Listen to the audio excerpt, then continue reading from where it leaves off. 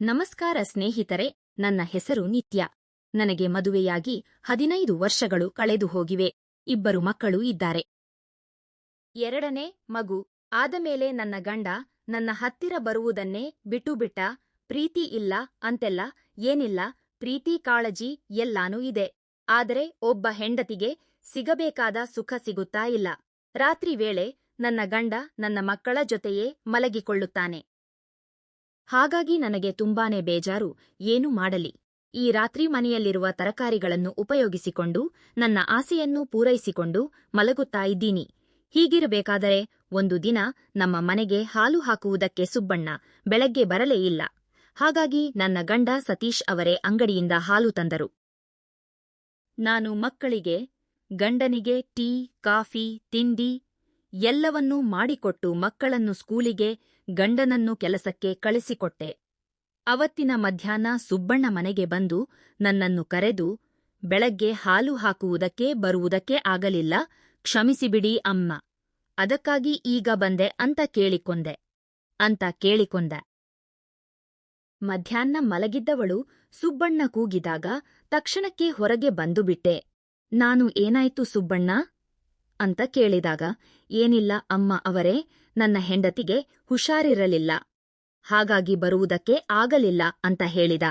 ಆಗ ನನಗೆ ಹಾಲನ್ನು ಕೊಡುವುದಕ್ಕೆ ಶುರು ಮಾಡಿದ. ನಾನು ಬಗ್ಗಿ ಹಾಲನ್ನು ತಗೊಳ್ಳುತ್ತಿದ್ದೆ. ಅವನು ನಿಧಾನಕ್ಕೆ ಹಾಲನ್ನು ಅಳತೆ ಮಾಡಿ ನನ್ನ ಪಾತ್ರೆಗೆ ಹಾಕುತ್ತಿದ್ದಗೇನ್. ಎಂದಿನಂತೆ ಸುಬ್ಬಣ್ಣ ಇವತ್ತು ಇರಲಿಲ್ಲ. ತುಂಬಾ ನಿಧಾನವಾಗಿ ಪಾತ್ರೆಗೆ ಹಾಲು ಹಾಕುತ್ತಿದ್ದ. ನಾನು ಇವನಿಗೆ ಏನಾಯ್ತಪ್ಪ ಅಂತ ಅಂದುಕೊಂಡು ಒಳಗಡೆ ಹೊರಟುಬಿಟ್ಟೆ.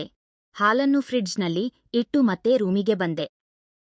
ನಾನು ಮಂಚದಲ್ಲಿ ಕೂತಾಗ ನನ್ನ ಎದುರಿಗೆ ಕನ್ನಡಿಯಲ್ಲಿ ನನ್ನನ್ನು ನಾನೇ ನೋಡಿಕೊಂಡಾಗ ಒಂದು ಕ್ಷಣ ಆಶ್ಚರ್ಯವಾಯಿತು. ಅಯ್ಯಯ್ಯೋ, ಇದು ಏನು ಮಾಡಿಬಿಟ್ಟೆ ನಾನು ಅಂದುಕೊಂಡೆ. ಅದಕ್ಕಾಗಿನೇ ಅನ್ನಿಸುತ್ತೆ ಸುಬ್ಬಣ್ಣ ಅಷ್ಟೊಂದು ನಿಧಾನಕ್ಕೆ ಹಾಲು ಹಾಕುತ್ತಿದ್ದಿದ್ದು ಅಂತ ಅಂದುಕೊಂಡೆ. ಯಾಕಂದ್ರೆ ನಾನು ಹಾಕಿದ್ದ ನೈಟಿಯ ಬಟನ್ ಓಪನ್ ಆಗಿಬಿಟ್ಟಿತ್ತು. ಹಾಗಾಗಿ ನನ್ನ ಎಲ್ಲಾ ಸೌಂದರ್ಯ ಕಾಣಿಸುತ್ತಾ ಇತ್ತು. ಹಾಲನ್ನು ತೆಗೆದುಕೊಳ್ಳುವ ಸಲುವಾಗಿ ಬಗ್ಗಿದ್ದರಿಂದ ಸುಬ್ಬಣ್ಣನಿಗೆ ನನ್ನ ಎಲ್ಲಾ ಸೌಂದರ್ಯ ಕಾಣಿಸುತ್ತಾ ಇರುತ್ತೆ ಅಂತ ನೆನೆದಾಗ ನಾಚಿಕೆಯಾಯಿತು.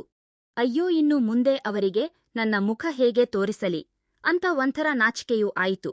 ಅವತ್ತೆಲ್ಲ ಅದೇ ಯೋಚನೆಯಲ್ಲೇ ಕಳೆದುಬಿಟ್ಟೆ.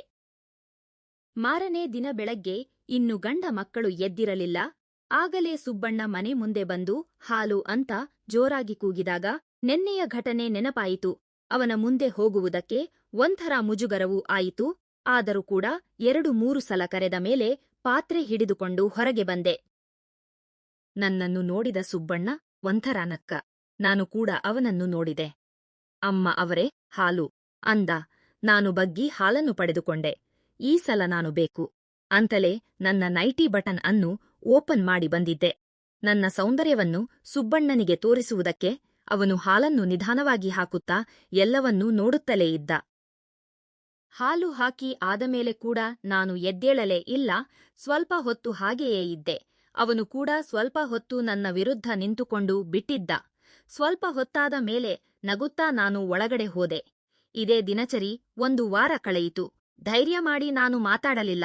ಧೈರ್ಯ ಮಾಡಿ ಅವನು ಮಾತಾಡಲಿಲ್ಲ. ದಿನ ಸುಬ್ಬಣ್ಣನನ್ನು ನೆನೆಯುವುದು, ನಗುವುದು, ಕನ್ನಡಿಯಲ್ಲಿ ನನ್ನನ್ನು ನಾನೇ ನೋಡಿಕೊಳ್ಳುವುದು ಇದೇ ಆಗುತ್ತಿತ್ತು. ಹೀಗೆ ಯೋಚಿಸುತ್ತಾ, ಹೀಗಾದರೂ ಮಾಡಿ ನನ್ನ ಗಂಡನಿಂದ ಸಿಗದಿದ್ದನ್ನು ಸುಬ್ಬಣ್ಣನಿಂದ ಪಡೆದುಕೊಳ್ಳಲೇಬೇಕು. ಆದರೆ ಹೇಗೆ ಅಂತ ಯೋಚಿಸುವುದಕ್ಕೆ ಶುರು ಮಾಡಿದೆ.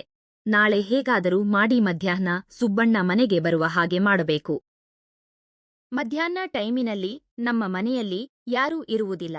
ಆಗ ಧೈರ್ಯ ಮಾಡಿ ನನಗೆ ಏನು ಅನಿಸುತ್ತಾ ಇದೆ ಅಂತ ಸುಬ್ಬಣ್ಣನಿಗೆ ಅರ್ಥ ಮಾಡಿಸಿಬಿಡಬೇಕು ಅಂತ ಗಟ್ಟಿ ನಿರ್ಧಾರ ಮಾಡಿಕೊಂಡು ರಾತ್ರಿ ಎಂದಿನಂತೆ ಗಂಡ ಮಕ್ಕಳು ಬಂದ ಮೇಲೆ ಅವರಿಗೆ ಊಟ ಬಡಿಸಿ ಮಲಗಿದೆ. ಬೆಳಗ್ಗೆ ಸುಬ್ಬಣ್ಣ ಬಂದು ಹಾಲು ಅಂತ ಕರೆದಾಗ ಹೊರಗಡೆ ಬಂದೆ. ಹಾಲನ್ನು ತಗೊಂಡು ಆದಮೇಲೆ ಸುಬ್ಬಣ್ಣನಿಗೆ ಬೆಣ್ಣೆ ಬೇಕಾಗಿತ್ತು ಅಂತ ಕೇಳಿದೆ. ಅದಕ್ಕೆ ಅವನು ತಂದುಕೊಡುತ್ತೀನಿ ಅಂತ ಹೇಳಿದ. ಸರಿ ಆಯಿತು, ಇವತ್ತು ಮಧ್ಯಾಹ್ನ ತರುವುದಕ್ಕೆ ಆಗುತ್ತಾ ಅಂತ ಕೇಳಿದೆ. ಅವನು ಕೂಡ ಒಪ್ಪಿಕೊಂಡ. ಅಲ್ಲಿಂದ ಹೊರಟುಬಿಟ್ಟ. ನಾನು ಮನೆಯೊಳಗಡೆ ಬಂದು ಗಂಡ ಮಕ್ಕಳಿಗೆ ಕಾಫಿ ತಿಂಡಿ ಮಾಡಿ ಕಳಿಸಿದೆ. ಸೋಫಾ ಮೇಲೆ ಕೂತು ಟಿವಿ ಆನ್ ಮಾಡಿದೆ. ಒಂದು ಮನಸ್ಸು ನೀನು ಮಾಡುತ್ತಿರುವುದು ತಪ್ಪು ಅಂತ ಹೇಳ್ತಾ ಇದ್ದರೆ, ಇನ್ನೊಂದು ಮನಸ್ಸು ನೀನು ಮಾಡುತ್ತಿರುವುದೇ ಸರಿ, ನಿನಗೆ ಬೇಕಾಗಿರುವುದನ್ನು ನಿನ್ನ ಗಂಡನ ಕೈಯಲ್ಲಿ ಕೊಡುವುದಕ್ಕೆ ಆಗುತ್ತಿಲ್ಲ ಅಂದ ಮೇಲೆ ನಿನ್ನ ಖುಷಿಗಾಗಿ ನೀನು ಏನು ಬೇಕಾದರೂ ಮಾಡಬಹುದು ಅಂದಿತು.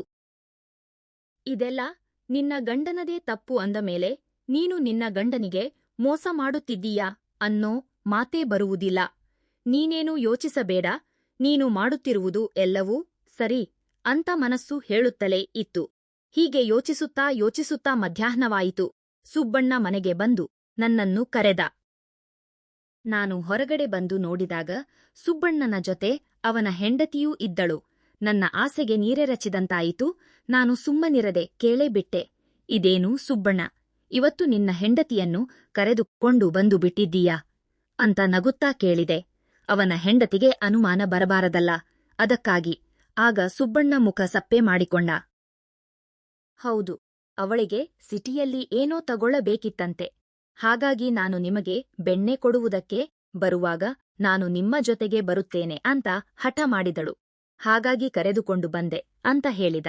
ಅವನ ಮುಖದಲ್ಲಿನ ಬೇಜಾರನ್ನು ನೋಡಿ ನನಗೂ ನಗು ಬರುತ್ತಿತ್ತು. ಹೌದಾ, ಹೋಗಲಿ ಬಿಡು, ಈ ಬೆಣ್ಣೆ ನನಗೊಂದು ವಾರವೂ ಬರುವುದಿಲ್ಲ.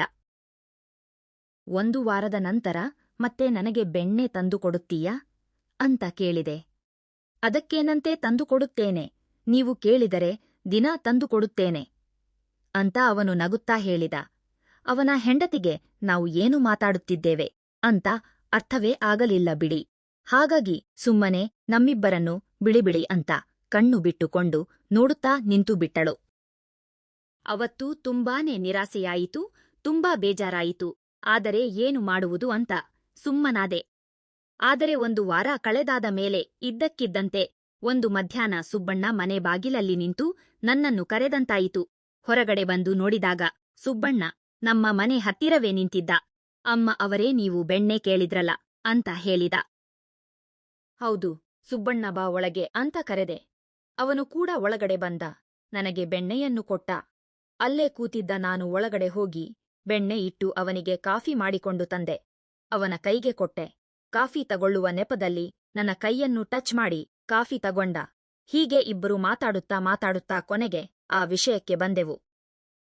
ನಾನು ಕೇಳಿದ ತಕ್ಷಣ ಸುಬ್ಬಣ್ಣ, ನಾನು ಇವತ್ತು ಬಂದಿದ್ದೆ ಆ ವಿಷಯಕ್ಕಾಗಿ. ನೀವು ಹೂ ಅಂದರೆ ನನಗೆ ತುಂಬಾ ಇಷ್ಟ. ಎಷ್ಟೋ ದಿನದಿಂದ ಈ ಅವಕಾಶಕ್ಕಾಗಿ ಕಾಯುತ್ತಿದ್ದೆ ಅಂತ ಹೇಳುತ್ತಾನೆ. ನನ್ನ ಹತ್ತಿರ ಬಂದು ಅಪ್ಪಿಕೊಂಡ.